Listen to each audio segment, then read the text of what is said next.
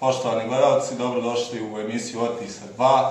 Večeras sa nama Ivan Pernar, saborski zastupnik Živog zida u Hrvatskom saboru, u posjeti je našem gradu, pa ćemo iskoristiti priliku da prije svega naše čitaoce obavijestimo idejama Ivana Pernara, ali i o Ivanu Pernaru kao političaru. Izvoli Ivane. Poštovani dragi Safete, drago mi je da sam ovdje kod vas. Evo, pokušavam upravo pronaći taj video.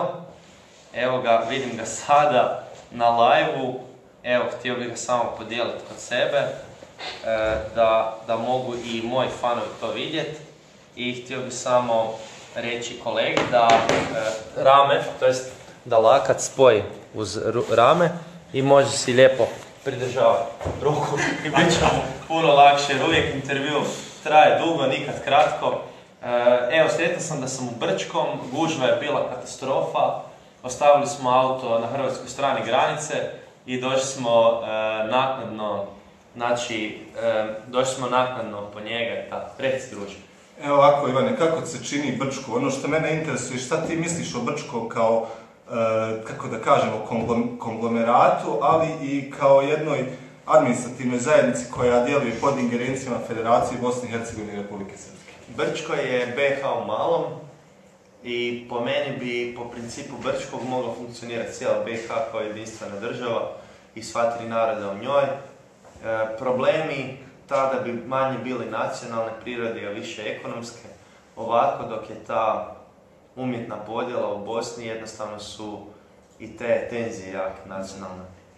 Dobro, a reci mi, bio si u Brčkom, vidim i ugostili su vas, a i zanima me kako se čini ovako generalni ambijent kad si došao u grad, kakvi su... Prva liga, ljudi su dobri, sretan sam, šta da kažem, i srdačni su.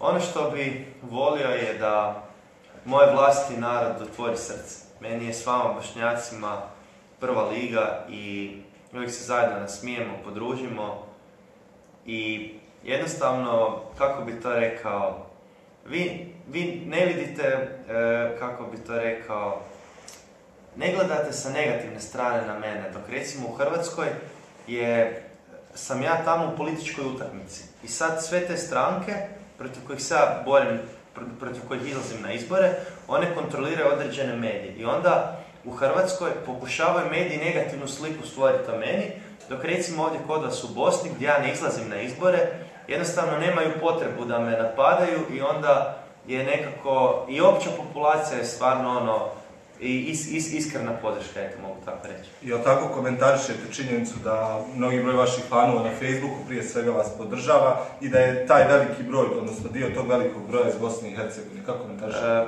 U apsolutnim brojkama puno fanova iz BiH, po gradovima najviše iz Zagreba, potom iz Sarajeva.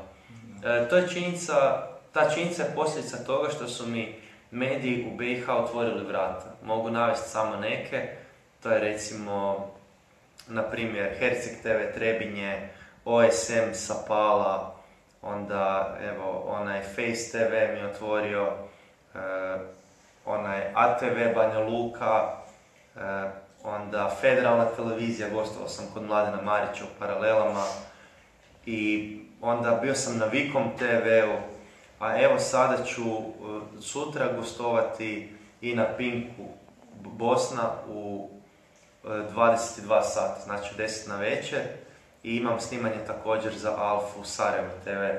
Tako da, eto, ovdje imam, da tako kažem, otvoren pristup medijskoj sceni, dok je u Hrvatskoj on u značajnoj mjeri limitiran, zato jer stranke protiv kojih ja idem na izbore, one su te koje drže te medije.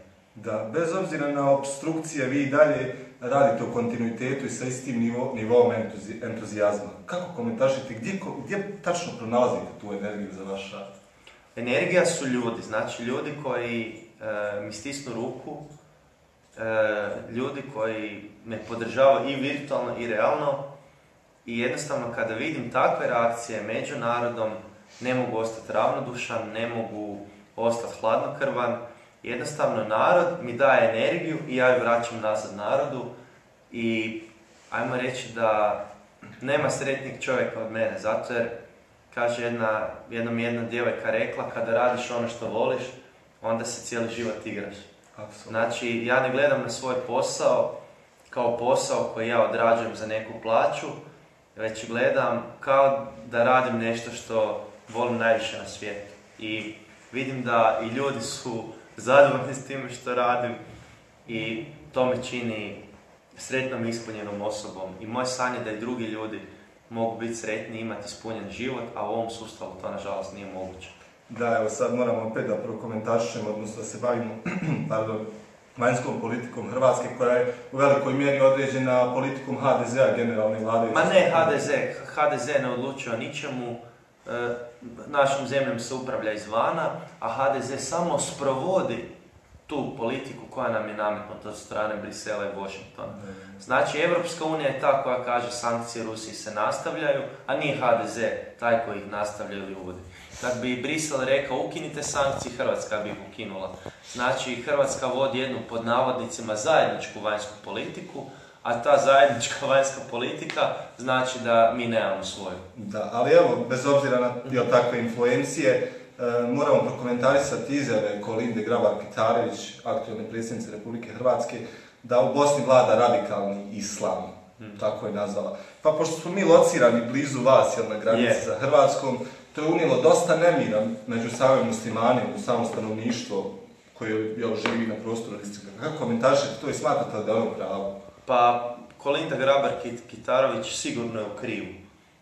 Ja sam upoznao puno muslimana i nisam do sada se sreo niti sa jednim muslimanom koji je, da tako kažem, svojim načinom života predstavljao meni nikakvu prijetnju i mislim da je ta priča o radikalnom islamu nešto što ide na ruku stranci SDA, jer umjesto da se borimo svi zajedno protiv siromaštva i bijega ljudi sa ovih prostora, mi se međusobno prepucavamo. Tako da ne samo da Kolinda je skrenula sa tih ekonomskih problema, nego sad i SDA, znači Bakir Izetbegović i ekipa, sad i oni mogu pričati protiv Kolinde i baviti se njenim izjavama, a njene izjave su nebitne, zato jer ona svojim izjavama nema nikakvog značaja, znači nijedan ljudski život se zbog njih neće promijeniti, ni na bolje, ni na gore, to je sve takozvana sfera dnevne politike. I dnevna politika je nešto od čega pokušavam bježati koliko god je to moguće. Dobro, isto me tako zanima, često se pojavljuje termin u medijima i u javnosti majorizacija Hrvata. To često nameće se od određene referentne grupe, u ovom slučaju, da budemo konkretni, HDZ-ove struje u Bosni i Hercegovini i gospodina Čovića. Da li smatrate da su Hrvati majoriziran narod u Bosni i Hercegovini? Pa smatram da su sva tri naroda majorizirana od strane elite. Znači, mislim da je 1% na vrhu piramide moći, a da ostalih 99% ljudi, bez obzira na narodnost, su pate, znači u problemima su. I mislim da taj problem, vi to zovete majorizacija, je nešto što nema nacionalnog predznaka. To je ako si siromašan, automatski si majoriziran. Ja se sjećam kad sam bio na jednom gej nekom skupu, to je bilo neka kino predstava, šta već, i bili su tamo gej aktivisti iz cijelog svijeta. I bio je jedan, znači, izraelski homoseksualac, Židov, i pitam ja njega da li u Izraelu gore biti homoseksualac ili Palestinac. A kaže on meni, veli gore biti Palestinac. Tako isto kad me pitate da li su Hrvati majorizirani, gle, ako si ti bogat, tebi je dobro. Ti imaš sve, a ako si siromašan, nemaš ništa. Znači, to vam je, danas je podjela na bogate i siromašne. Danas, recimo, imate homoseksualaca koji imaju jako puno novaca, a ima i homoseksualaca koji nemaju za režije, koji nemaju za hranu. Znači, nije ugroženi su ljudi neovisno o tome u koju društvenu kategoriju oni bili stavljeni, ukoliko su siromašni. To je najveći problem danas i u BiH i u Hrvatskoj. Htio bih sad da prokomentarišete skidanje imuniteta od strane Sabora. šta ćete dalje uraditi i šta očekujete generalno od legitimnosti suda koji će da odrediti? Pa mogu samo reći da ne priznajem taj sud, jer to je politički instrumentalizirani sud u službi elite, gdje se mene se izvuklo kao čudnovatog kljunaša iz tog svijeta politike i frapantan je čin za koji oni mene optužuju, znači šaranje 2 grafita, a kad se uzme u obzir šta je sve ta elita kroz sva ova desetljeća nama napravila, očito je iz aviona da se radi o jednom, ja ću reći, morbidnom procesu koji nema veze s pameću. Ovo isto zanima javnost. Šta ste u suštini našarali tada? Ako bi ja rekao što sam našarao, ja bi tada priznao počinjenje kaznenog djela. A jel znate o čemu se radi? Ja negiram da sam išta pošarao, ali je napisano na zidu bilo Živi zid. Znači, samo Živi zid je pisalo 2 puta. To mi se stavlja na tebe. To je malo i nezahvalno. Dobro, eto, komentar često vas vide kao novog Titu, kao novog komunistu. Šta vi mislite o formiranju nekog neojugoslovenskog pokreta? Pa mislim da ono što nama treba jest suverenost vlastitih zemalja, prvenstveno ekonomska. Ako imate ekonomsku suverenost, onda imate i svaku drugu. Nama ne treba nova Jugoslavija, jer smo vidjeli da u praksi taj eksperiment nije uspio. Odnosno, hipotetski, da bi takva neka ideja, bilo Europske unije ili Jugoslavije ili ne znam kakve državne zajednice uspjela, svi ljudi bi morali biti dobri, iskreni, pošteni i tako dalje, voljeti jedni druge, a znamo da ljudi takvi nisu.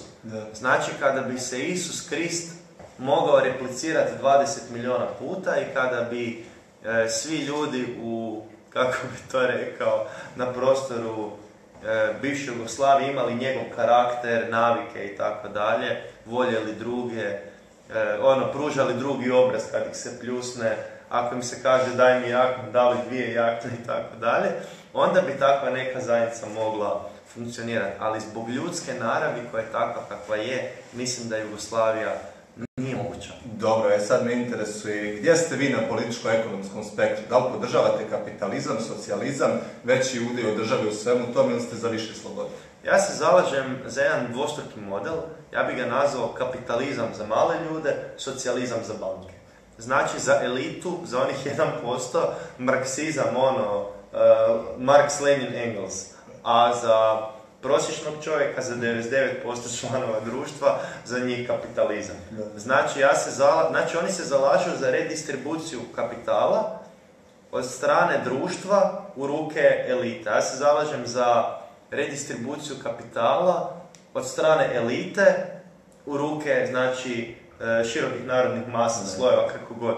Znači, ja se zapravo na neki način, a opet kažem, zalažem za, ovisno o tome u kojoj ste kategoriji. Ako ste bankar, nije vam u interesu da glasate za mene. Ako ste vjerovnik, znači ako vam je Hrvatska dužna milijarde, ako su vam građani dužni milijone, nemojte glasati za mene. Nećete se sa mnom usrećiti. S druge strane, ako grcate u kreditima, ako nemate novaca, hoće vam uzeti tu imovinu koju imate, u interesu vam je da me podržite. I vidim veliki broj fanova sada prati kako opisujete tu ekspanziju naglog efekta praćenja. Kako doživljate? U 3 mjeseca je broj fanova porastao za 100.000 puta i to je jedan nezaustavljiv trend koji će se na kraju reflektirati buđenjem, odnosno dizanjem i promjenom kolektivne svijesti u smjeru koji je suprotan interesima elite koja vlada našim zemljama. I upravo razlog za šta gostujem u BiH je zato jer je moja poruka upućena svim narodima koji ovdje žive. Znači i svim zemljama Balkana, jer imamo istog neprijatelja. Ima jedna pjesma libanonska, govori o imamu Homeiniju i veli Izrael nas je povezao. Tako i nas su ti bankari globalni, taj sustav eksploatacije, on je od mene i tebe, iako ja i ti nemamo ništa jedan s drugim, povezao nas je i stvorio prijateljima. Dobro, sad me interesuje, vidim da ste našli političke istomišljenike u Srbiji. Zanima me da ste pronašli nešto što vam sviđa. Ja bih rekao, recimo, u Hrvatskoj i Srbiji djeluje Unicredito banka. Da. Ja bih rekao, Unicredito banka nas je spojila. Znači, iako ja s tim Srbinom nemam ništa, ta banka nas je učinila, imamo zajedničkog neprijatelja i automatski smo na neki način prijatelji. Da, konkretno sam mislio da ste pronašli te istomišljenike u pokretu Dveri, da ste bili u političkoj stranci. Ne, ja sam sa Boškom, bi ja rekao, u prijateljskom odnosu, a inače ono što Dveri podržavam kod njih je što su protiv NATO-a, Europske unije i zalažu se za monetarni suverenitet svoje zemlje. Oni imaju neke stavove koji odudaraju od mojih stavova, kao što i ja imam stavove koji odudaraju od njihovih. Ali nisu ti stavovi o kojima se ne slažemo ono što smatram bitnim ili nečim što nas je spojilo. Da, jeste li nešto slično pronašli u Bosni i Hercegovini kroz ova silna putovanja i posjete? Za sada ne. Za sada ne. Ne vidite nikakvu političku perspektivu, niti manju organizaciju koja bi mogla da djeluje? Nažalost ne, iako znam profesora Aleksa Milojevića, ima fenomenalno intervju, znači zove se, ja mislim se zvala Teorija zavjere. Googlajte Aleksa Milojević, Ivan Pernar, Vanja Elez je bio voditelj na OSM-u, pogledajte to na YouTube-u, što ćete saznati. Dobro, evo sad me interesuje vaš lični doživljaj. Jeste li uspjeli nešto da promijenite od samog ulaska u Sabor do današnjeg trenutka? Uspio sam promijeniti kolektivnu svijest, uspio sam promijeniti način na koji ljudi gledaju politiku, način na koji ljudi gledaju na našu vanjsku politiku, način na koji ljudi gledaju na ulogu HNB-a, znači mislim da su veliki koraci napravljeni u samo 2 mjeseca, a kako će sustav ići radikalnije protiv mene, kako će koristiti sve prizemnije metode, tako će se i kolektivna svijest našeg društva dizati. Da. Sad isto neću vas više puno gnjaviti. Slobodno me udavlja. Interesuje me, kako komentarišete to što vam je SDP uslovno rečeno okrenuo leđa prilikom glasavanja? Pa eto, partija te tuži, partija te sudi. To je bio jedan prijeki sud gdje su svi članovi partije osim jednog bili za skidanje mog imuniteta, taj jedan je bio suzdržan. Gledajte, oni meni žele skinuti glavu jer ja sam jednaka prijetnja i za njih koji predstavljaju lažnu opoziciju i za HDZ koji predstavlja vlast. Jer i HDZ i SDP služe istim strukturama i provode istu politiku. Znači sistemska stranka. Sistemska stranka za 1% protiv 99%. Dobro, sad me interesuje, jednom ste komentarisali da Bosna ovakva kakva jeste ne može da funkcioniše. Nećemo sad govoriti o toj separaciji, već me interesuje kako vi doživljavate i smatrate da bi ona opstala ovakva kakva jeste. S tim da se teritorijalne granice ništa ne mijenjaju.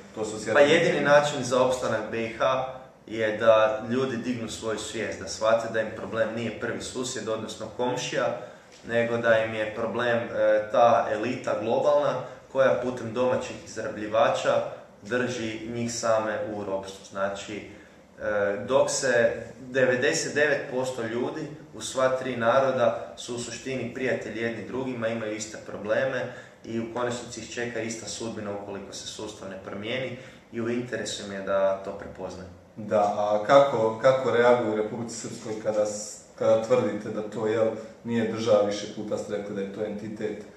Jel dolazite na osude, jer ste veoma hrabri pri svojim izjavama, uvijek ste negdje izazvali ste buru sa etničkim čišćenjem, priznavanjem genocida. Jel bilo nekih uočljivih posljedica? Moram reći da 90% Srba koje sam susreo su izrazito korektni, tolerantni ljudi i na kraju krajeva meni je najfascinantnije bilo moje gostovanje na ATV Banja Luka, kada sam ja tamo rekao neke stvari koje se možda ne bi svidjele voditelju, odnosno gledateljima.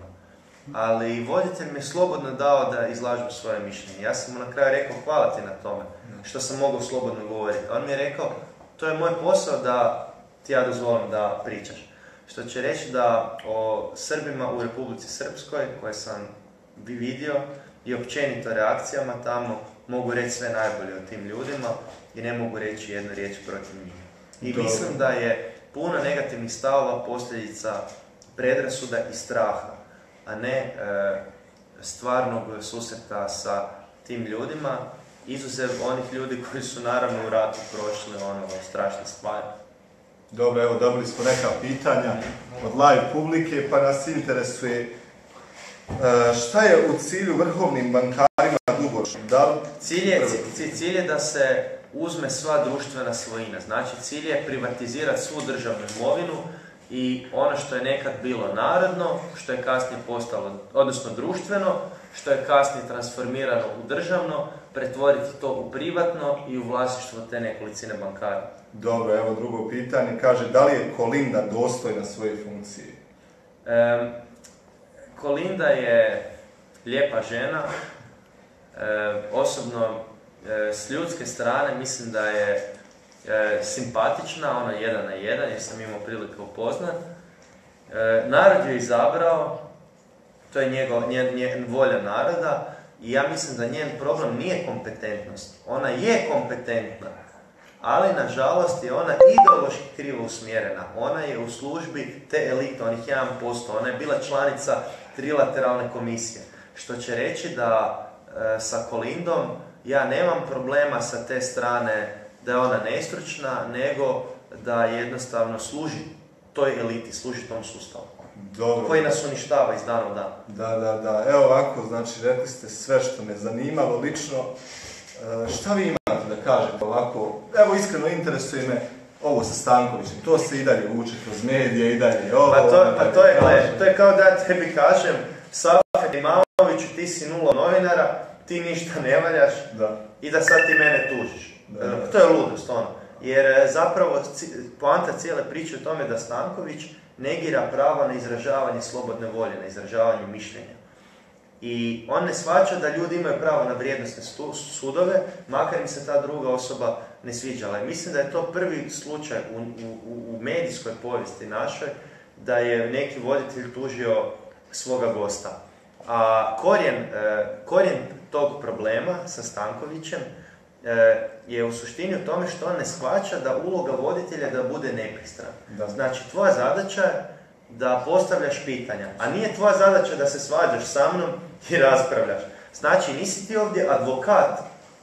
Recimo, Stanković je u Nedjeljom u 2 tvrdio da HRT pretplata je dobra stvar, da HRT ima dobar program i tako dalje. Znači, on je ušao u svađu sa mnom. Ja si mislim, pa čovječe, pa nije tvoja uloga da se sa mnom raspravljaš. Znači, uloga voditelja je da dozvoli govorniku da kaže ono što ima za reći, odnosno da postavlja pitanja, a on je preuzeo ulogu advokata HRT, odnosno kontra strane i to vrlo agresivno. I kad sam vidio zapravo kamo to vodi, jednostavno sam rekao, stari moj, doviđenja, neće se s tobom natezati. Kako biste odreagovali da vas ponovo pozove u emisiju? Odbio bi to jer je on, gledaj, kad bi ja rekao što mislim o njemu iskreno, on bi me opet tužio sa uvredu. Znači, o njemu kao voditelju mislim sve najgore. Najrađe bi sad rekao par riječi, ali eto, mislim da sam sve rekao što o njemu mislim. Znači, kategorično biste odbili? Ma, ne želim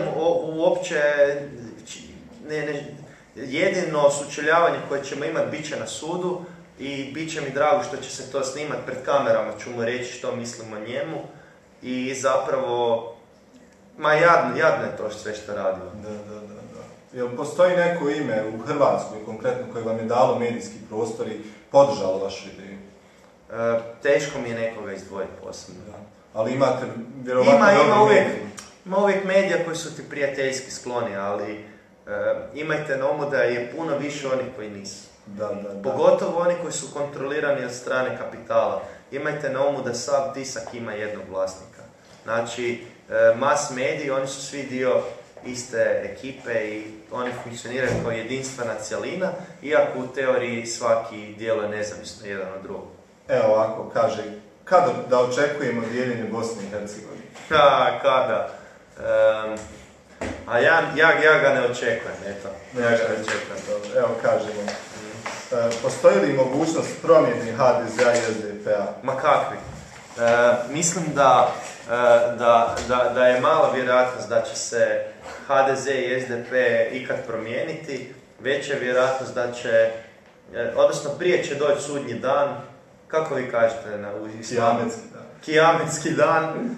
Prije će Mesija doći i jednostavno razriješiti ove gordijske čvorove, nego što će se HDZ i SDP promijeniti. Dobro, ovo je sad pitanje, ne znam koliko ste raspoloženi da odgovarate, okupacija Krima.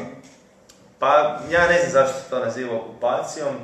Građani Krima su na referendumu rekli da žele biti dio Rusije i mislim da je to natezanje što radi Europska unija više neko inačenje Rusima nego stvarno neke, kako bi to rekao, nego da je to više nema smisla, to je prešlo u cirkus. Da, evo sad opet moramo da se vratimo na to da ste izazvali animozitet kod velikog broja Bošnjaka kad ste stali na stranu Asada